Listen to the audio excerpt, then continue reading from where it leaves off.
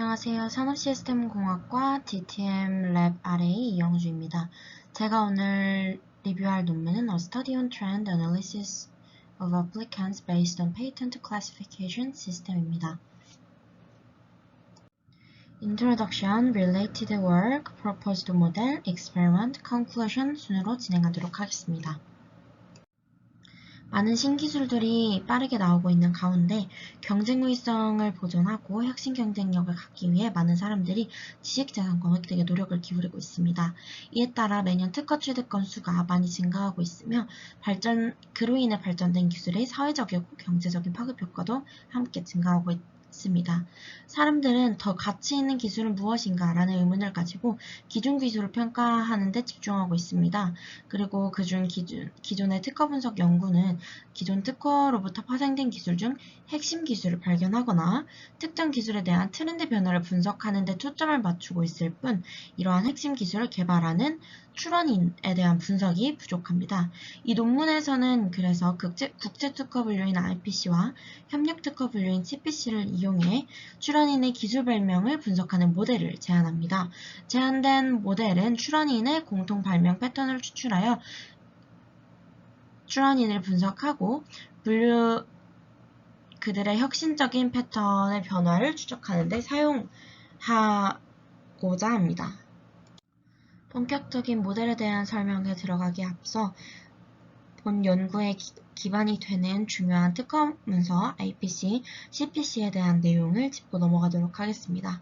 특허 문헌은 일반적으로 회사나 발명자가 기술에 대한 권리를 주장할 수 있도록 출원인의 핵심 또는 기본 기법의 권리를 포함한 문서입니다.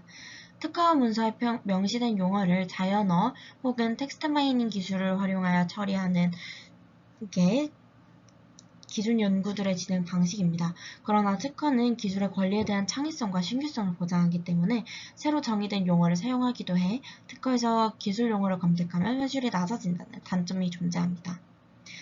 그 다음 IPC는 국제특허 분류로 특허 출원의 수가 증가함에 따라 특허를 다양한 영역으로 분류하기 위해 1968년에 개발된 분류 체계도입니다. Sections, Classes, Subclasses, Main Groups, and Subgroups 이렇게 5가지 레벨로 구성이 되고 다양한 기술을 포함하는 특허는 각 기술에 해당하는 복수의 분류 시스템 코드를 포함할 수 있습니다. 그러나 IPC는 세부 분류 혹은 신규 기술의 분류 측면에서 한계를 갖고 있는데 최근 기술 개발 속도가 빨라짐에 따라 신기술보다 상세한 요소 기술 개발이 활발히 이루어지고 있으며 분류 체계를 이용한 검색 결과의 실효성이 떨어지고 있습니다. 기술 발전의 추세를 반영한 통계 정보를 추출하는 것이 어려워진 것이죠. 그래서 나온 것이 CPC입니다. CPC란 공동특허 분류로 EU와 미국 특허정이 특허 문서의 검색 성능과 분류 정확도를 높이기 위해 새로운 분류 체계도를 제안하는 것입니다. CPC는 26만 개 이상의 세부 분류법을 포함하여 IPC보다 더 와이드하고 포괄적인 기술 분류 범위를 허용하는 새로운 도메인을 포함하고 있습니다. 그래서 요즘에는 IPC가 아닌 CPC 분류 체계를 적용하여 기술 발명의 트렌드를 분석하는 많은 연구가 진행되고 있습니다. 본 연구의 목적은 출원인의 기술 발명 경향을 분석하고자 하는 것입니다. IPC 및 CPC 분류 시스템을 이용해 출원인의 발명 경향을 파악하고 대표 기술을 기반으로 출원인의 발명 패턴 변화에 대한 연구를 수행해 신기술의 확대 및 전파 여부를 분석하는 데 도움을 주는 것이 목표입니다. 또한 이 연구에서 하고자 하는 모델은 분류 코드를 이용하기 때문에 기존 텍스트 마이닝 방식에서 필요한 텍스트 전처리를 생략할 수 있고 추후 다국적 출원인에도 적용이 가능하다는 기대를 갖고 있습니다.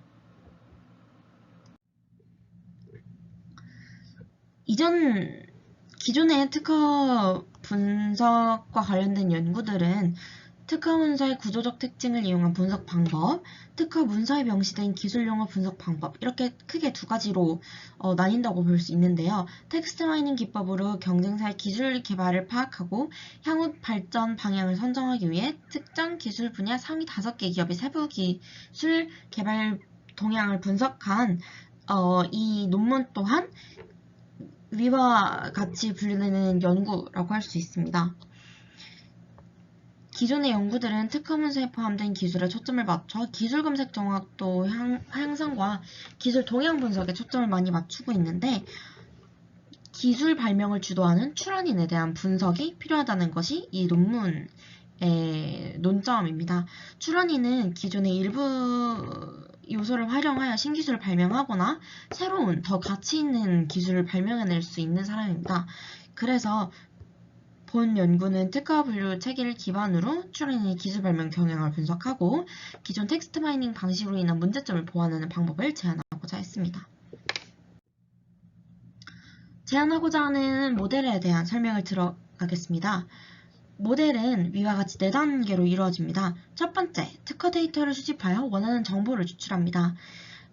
키프리스에서 오픈 API를 이용하여 원시 데이터를 획득하는데 메타데이터 및 제목, 클레임, 추상, 발명일, 출판일 등 특정 정보를 특허 문서에서 추출하여 원하는 정보를 추출합니다. 두 번째, 출원인의 발명 경향 분석을 위해 시계열을 기반으로 특허 데이터를 군집화합니다.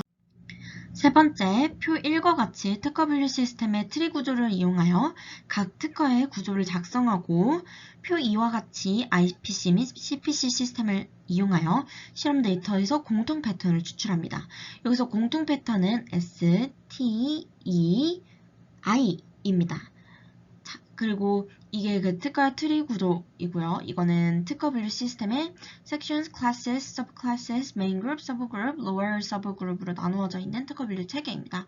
마지막으로 대표적인 기술 분류 코드를 출원인의 공통 패턴 기반으로 추출하고 대학, 기업, 연구소 등 다양한 출원인을 대상으로 특허 발명의 동향을 분석하고 비교하였습니다. 특허는 앞서 말씀드렸듯이 서로 다른 분류 체계 코드를 포함할 수 있는데요. 그게 바로 이 예시입니다. 이 친구는 마지막에 2가지를 포함하고 있죠. 그리고 코드들은 특허의 대표 트리로 통합, 병합 가능하며 분류 체계 코드를 바탕으로 기술 발명을 추출하는 데 사용할 수 있습니다. 특정 T년에 발명된 특허를 선행특허, PP로 정의하고 T 플러스 N년, 즉 선행특허보다 늦게 발명된 후속특허를 FP라고 정의합니다. 이 용어는 뒤에서도 나오니까 기억해 두시면 좋을 것 같습니다. 그 다음에 아까 앞서 말씀드렸던 대표 패턴 4가지, 특허 2개를 한 쌍으로 4가지의 패턴이 존재하며 기술에 대한 지속성을 계속 구축했는지 아니면 새로운 기술 참신성을 발명했는지에 따라 판단이 됩니다. 그 지속성에는 3가지가 존재하고 참신성에는 1가지가 존재하는데 지속성에는 동일 S, 전이 T, 확장 E 이렇게 3가지가 있고 참신성은 독립 I 패턴이 있습니다. 여기서 말하는 전이 패턴이란 PP, 즉 선행 특허에 포함된 하위 그룹 수준의 일부 기술이 FP, 후속 특허에 다시 나타낸 것이고요. 확장 패턴은 기존 요소 또는 공통 기술이 다른 분야의 기술과 통합되고 융합된 것으로 보시면 되겠습니다. 피겨 3을 보시면 PT1은 하나의 분류 코드를 포함했고 PT2와 PT3는 각각 2개의 분류 코드를 포함합니다. 그 다음에 우측에 보시는 페어 1, 2, 3, 4는 총 4개의 비교성을 나타낸 것인데 공통적인 패턴인 SE, TI를 나타내고자 하는 예시입니다. 1 비교성 먼저 보겠습니다. 제1 비교성에서 FP, 후속 특허는 PT3의 G06F 17-30입니다. 그 다음에 선행 특허인 PP는 PT1의 G06F 17-30입니다. 2가지는 완전 동일한 모양이기 때문에 S 패턴이라고 동일한 패턴으로 파악을 할 수 있고 제2 비교쌍에서는 PP에 포함된 하위 그룹 수준의 일부 기술이 FP에 다시 나타났기 때문에 전이 패턴으로 파악됩니다. 보시면 선행 특허의 G06F17까지가 후속 특허에 동일하게 나타납니다. 그러나 동일한 패턴으로 파악됐던 위와 같이 전체가 똑같지는 않습니다. 페어 3인 3비교쌍에서는 후속 특허가 선행 특허의 G06F까지만 동일하기 때문에 서브 클래스까지만 동일하게 나타나서 확장 패턴으로 판단됩니다. 마지막 비교쌍의 경우 후속 특허와 선행 특허는 공통 분류 코드를 가지고 있지 않기 때문에 독립으로 결정되어 신규 패턴이라고 사용이 됩니다. 다음은 익스페리먼트로 지금까지 설명드린 모델을 기반으로 사례 분석을 하는 예시입니다. 본 사례는 특화 트렌드는 출원 유형의 특성이 각각 다를 것이라는 가정하에 대학, 회사, 연구소 이렇게 3개의 영역을 선정하고 각 영역별로 3명의 출원인을 선정해 총 9명으로 구성하였습니다.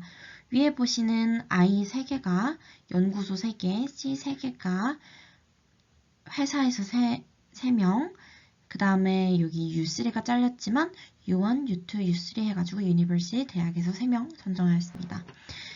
데이터는 지난 10년인 2007년부터 2016년 동안 출원인의 기술 발명 동향을 분석하여 키프리스로부터 발명에 관련 정보 및 특허 정보를 수집하여 진행이 되었고 IPC 및 CPC의 계층 구조를 사용하여 분류법 트리를 만들었습니다. 트리의 평균 깊이와 폭을 나타낸 것이 테이블 3인데 average depth는 IPC와 CPC의 차이가 크지 않지만 average width는 IPC가 CPC보다 포괄적인 것을 볼 수 있습니다. 이는 앞서 말씀드린 CPC의 개발 이유와 이어지는 것을 확인할 수 있습니다. 테이블 4는 각 출원인의 특허에서 파생되어 정제된 국제특허 분류와 협력특허 분류의 코드수를 나타낸 표입니다. I1은 연구소의 첫 번째 애플리컨트이고 293개의 페이턴트를 가지고 있으며 IPC 코드는 186개, CPC 코드는 252개를 가지고 있는 것으로 해석하시면 되겠습니다. 테이블 5는 인스티튜트에 대해 IPC 및 CPC에서 추출한 4가지 공통 패턴의 수를 나타낸 것이고 컴퍼니와 유니버시티는 테이블 6와 7으로 각각 되어 있으나 우선 테이블 5 먼저 가져왔습니다. 인스티튜트, 컴퍼니, 유니버시티 출원군 모두에서 I 패턴이 가장 많은 비율을 차지했는데 이는 특허 발명이 특허의 권리를 주장하기 위해서는 근본적으로 신규성이 있어야 하기 때문으로 해석이 됩니다. 그 다음 지속성 패턴인 STE는 인스티튜트냐, 컴퍼니냐, 유니버시티냐에 따라 다르게 발생을 하는데 이는 다음 슬라이드에서 더 자세히 설명드리도록 하겠습니다. 표 5는 IPC 및 CPC별 연구기관 지원자 그룹에 대한 공통 패턴의 수를 보여줍니다.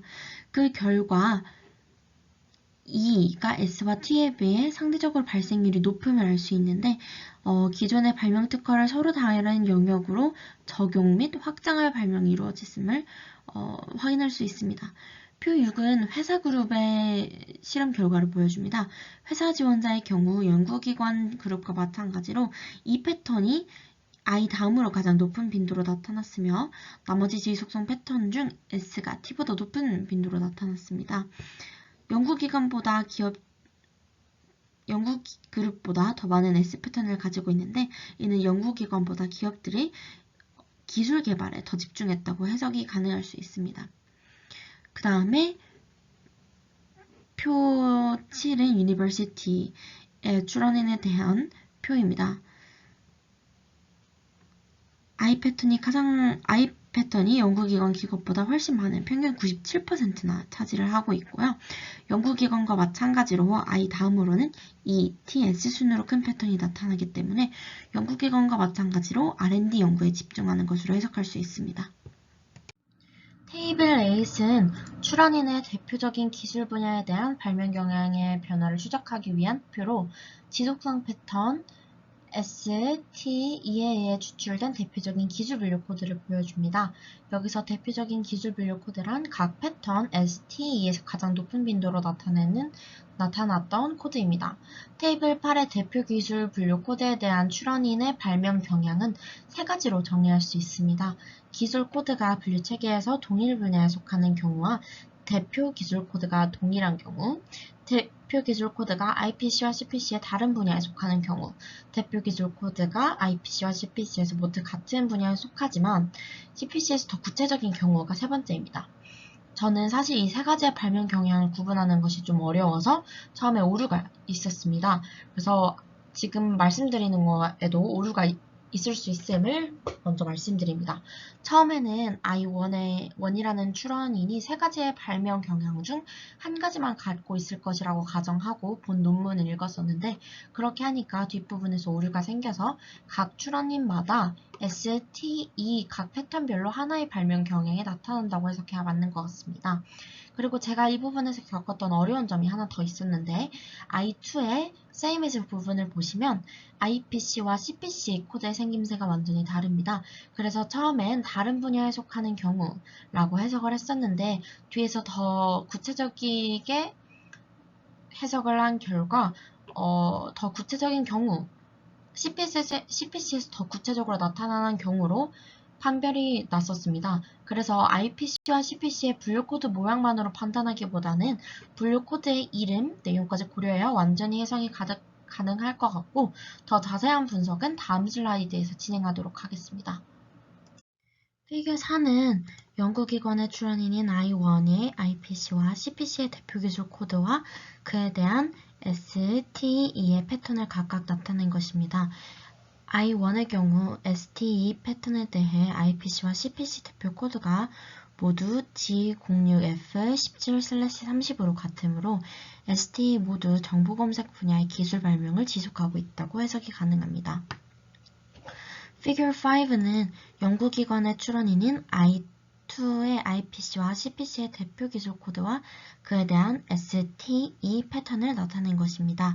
IPC를 기술 분류 코드로 보았을 때 S와 E의 대표 기술 코드는 세미컨덕터 반도체이고 T의 대표 코드는 Organic and Ingredient입니다.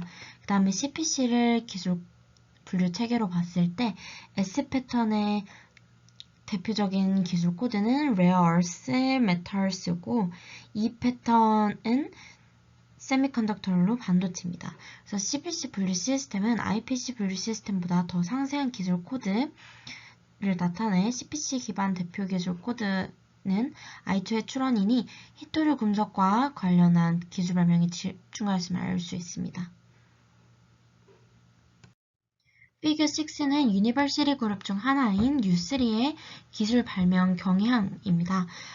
앞선 피겨 4, 5과 같이 IPC와 CPC별 STE 패턴을 나타내는 것으로 IPC를 기준으로 판별을 했을 때 T 패턴의 대표 기술 코드는 바이올로지이고 E 패턴의 기술 대표 코드는 세미컨덕터입니다.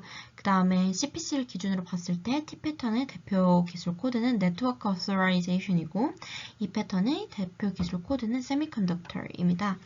그래서 그림 6D를 보시면 IPC 분류 방식의 H0121/02 코드보다 더 자세한 기술 분야를 지정하는 H01L51/00 코드를 보여줍니다. 그림을 보시면 알 수 있다시피 괄호치고 SSD가 있는 것이 보이시죠? 그래서 더 자세한 기술 분야를 나타내고 있습니다.